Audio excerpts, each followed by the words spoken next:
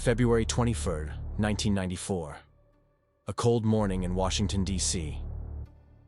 On his way to CIA headquarters in Langley, Aldrich Hazen Ames was suddenly surrounded, pulled from his Jaguar, and arrested. That day, the world learned the name of the man who had become one of the most devastating traitors in American history.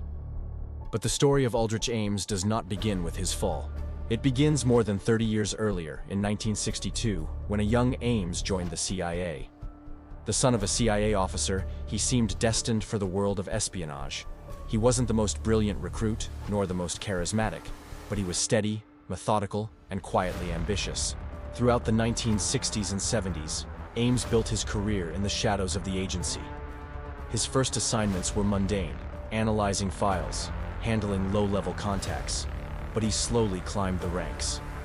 In Bogota, Colombia, he ran operations, but also showed signs of weakness, heavy drinking, failed relationships, and financial instability. Still, no one suspected he would one day betray the very institution he served.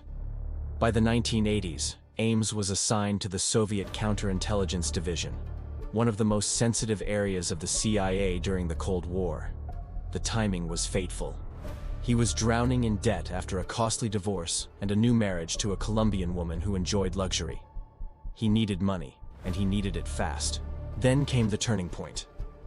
In 1985, Aldrich Ames walked into the Soviet embassy in Washington, D.C., and offered his services.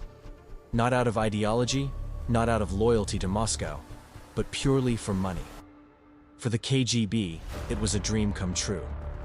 A CIA officer with direct access to the agency's most guarded secrets, volunteering to spy. Ames was instantly one of their most valuable assets. What he delivered was catastrophic. He handed over the names of virtually every U.S. agent operating inside the Soviet Union. Within months, more than 10 informants were arrested. Many were executed. Others simply disappeared into the gulags.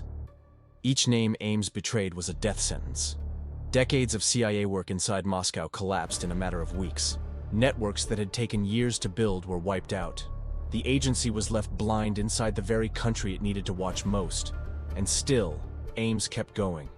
He didn't just betray people, he betrayed strategy. Thousands of classified documents passed through his hands and into Moscow's. He revealed operations, code names, technical details, even the real names of American spies. To the KGB, Aldrich Ames was a goldmine. Meanwhile, he was living a life of shocking luxury for a government employee. He bought a $500,000 house in cash, drove Jaguars, and showered his wife with expensive gifts. His salary as a CIA officer couldn't possibly cover such expenses, but Ames brushed off suspicions by claiming his wife had family money. And for years, that lie worked. The CIA, meanwhile, knew something was terribly wrong. Their networks were being destroyed. Their agents were dying, and secrets were leaking. They knew there was a mole. But Ames, calm, seemingly loyal, and deeply entrenched, avoided suspicion for nearly a decade. It wasn't until the early 1990s that cracks began to show.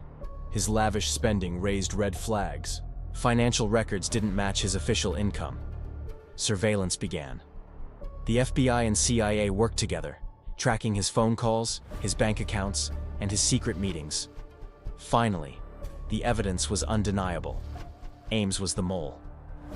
On February 21, 1994, after nearly 9 years of betrayal, Aldrich Ames was arrested. In his possession and in his home, investigators found overwhelming proof of his treachery. Ames confessed almost immediately.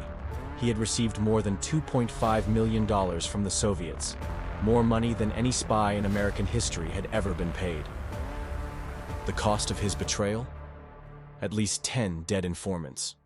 Dozens more imprisoned. Entire operations compromised.